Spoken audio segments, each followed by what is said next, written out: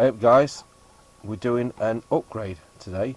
This is the XV-01 chassis, Tamiya famous Rally XV-01 chassis. Bit of a unique chassis this, front motor, 4-wheel drive, belt driven. There's not many chassis out there like this. I really like this chassis, I think it's superb. Although there is a few weak spots, which hopefully we're going to address with a whole raft of upgrades that we've got planned for it today. So let's have a look what we've got. We have got oil shocks. These are GF-01, these. So just small oil shocks, they'll be fine for this. It's got the oil shocks. We've got upgraded belt, carbon fibre upper plate if you like, alloy pulley, there's two of these to go on it. Hinge pin brace, this is for the XV-01 and XV-02. It's adjustable and that goes just there at the front. There's also there's two of these we've got as well. These are the mounts where you pick up the turnbuckles for the suspension onto the chassis. These have snapped on me before with this car, so I'm putting carbon fibre ones on. Another hinge pin brace there. Carbon fibre motor bracket with a fan mount as well. Anti-roll bars. CVDs for the front. Alloy servo mount. That's the other pulley. Oh, these are the top and bottom arms. Sorry, front and rear bottom arms, not top and bottom arms. Front and rear bottom arms, the upgraded carbon reinforced ones.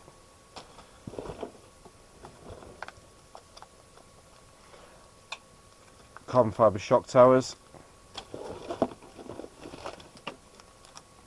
Alloy hubs. That's the hinge pin brace there. That goes at the back of each gearbox. Wheel hexes. Oh yeah, that's the shock tower as well. So there we go then. Lots of upgrades to fit to this car. I'm going to try and keep this video reasonably short. I'm not going to film every little screw going in and everything like that.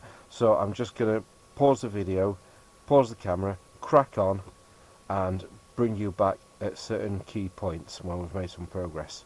Right, let's get on with it. Okay, so we've got these hinge pin braces on.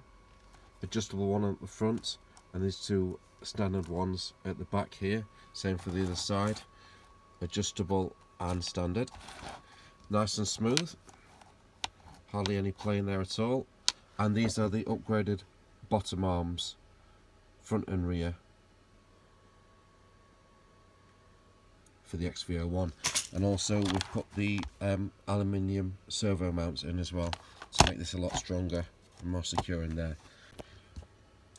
These adjustable hinge pin braces come with little pillow blocks in them, so you can adjust the caster and the toe in and toe out. So I've just kept the toe out standard at the front, but I've increased the caster of the front arms, and at the rear the caster is flat, but I've increased the toe in of the rear arms.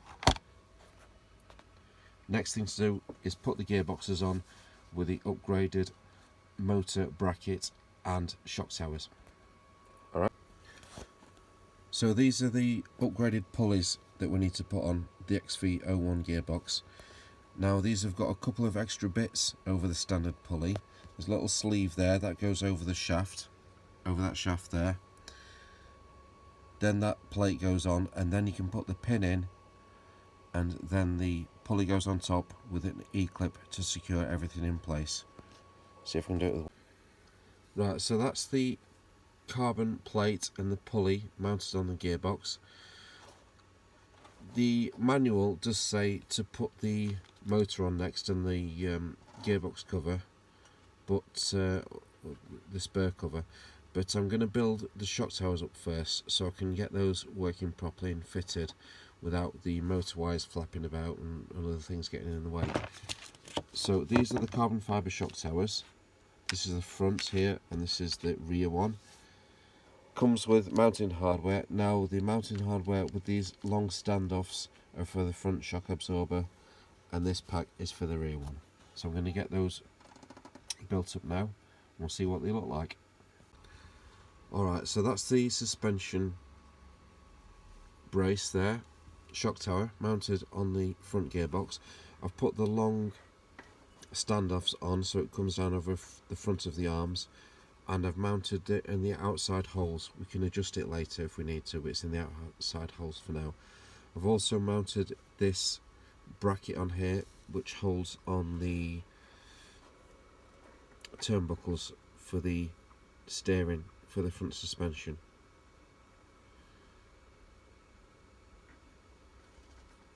If you're using one of these, there's a little recess that's machined in the hole there at the end of the, on the right hand side. It goes with the machined hole downwards so it fits over this little raised piece here. It fits over there. Now I'm also going to fit this second floor plate and this bracket here that holds the anti-roll bar.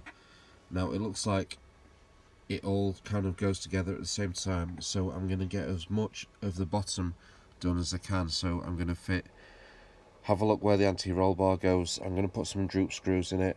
I'm going to fit the hubs and the CVDs and the mountings for the shock absorbers.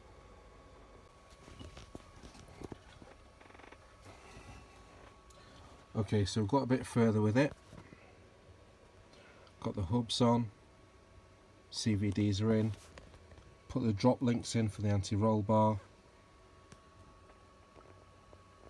put the links on, the turnbuckles are on. I've took the posts out for the turnbuckle mounts at the end here, so the ball link is just mounted straight into the carbon deck there, just to make this parallel with the bottom arm.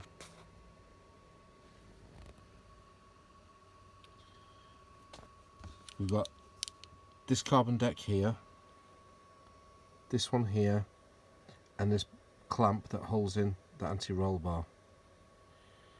Looks like you put all these three pieces, you clamp all these three carbon pieces together at the same time and then fit it to the gearbox.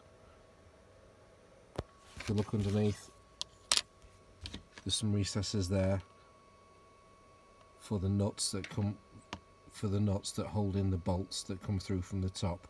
So I think, by the looks of things, this goes on top here like that, and those holes line up. It's a bit tricky doing it with one hand, but those holes line up there, and then they line up with these holes here. So I'm going to just take this off, screw the whole thing together, and then see if it all fits back on.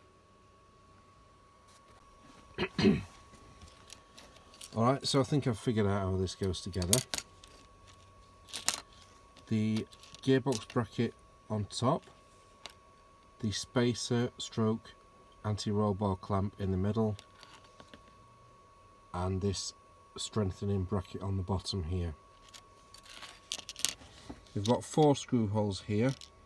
You can use the other 2 if you choose not to use the anti-roll bar, because obviously you'll still need that space in the middle. And there's a groove in that spacer to allow the anti-roll bar to move. So I'm just going to offer it up now, and hopefully it'll all fit together nicely. Let's have a look.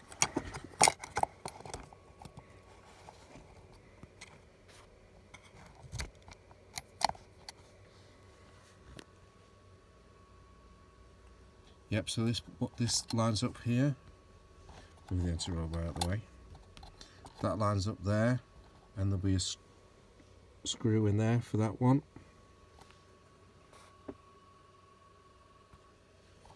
Anti-roll bar links need to connect up to the drop links here, and the turnbuckle onto that there. So hopefully that's it, that's how it all goes together. Right, let's screw it all up and see if it's all nice and secure and tight.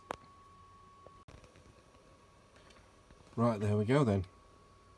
All clamps up nice and tight. This thing's absolutely solid now.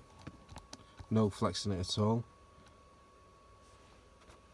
Hopefully it should handle really well, even better than it does before. Just got to put this piece in here that joins the chassis to this bracket here. Obviously stick the motor in. Belts. But before we do any of that, we're going to get the back end sorted. Okay, so that's that little carbon brace there mounted on the rear gearbox. Comes in two pieces. The top one there is an orientation on that. See, there's a recess on the bottom there, and that fits just over this here.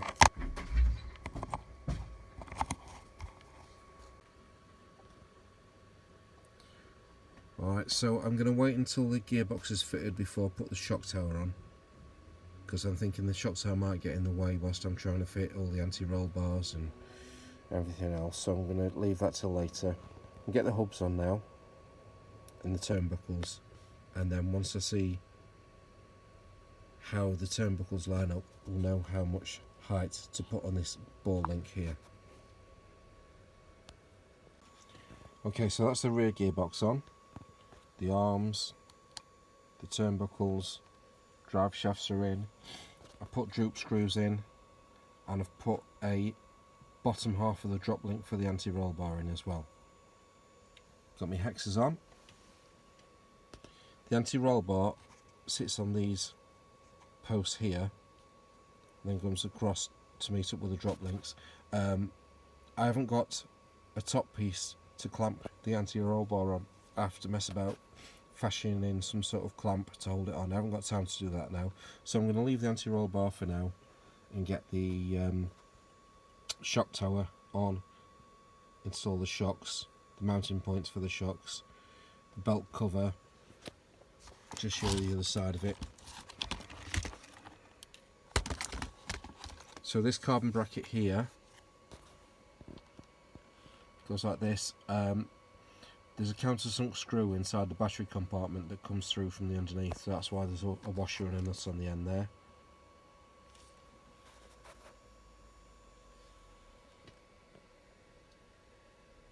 Right, onwards and upwards.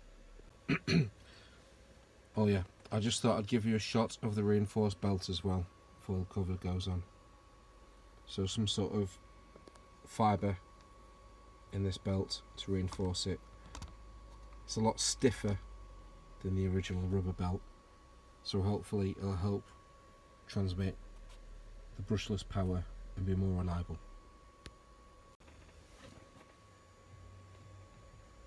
Shock tower is on. Shocks are installed.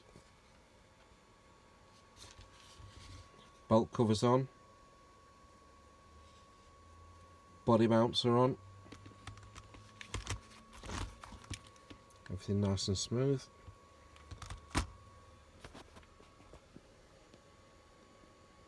Next is the electrics. This chassis is absolutely solid now, by the way. No bend, no flex, nice and stiff. Can't wait to get the electrics in and test it properly.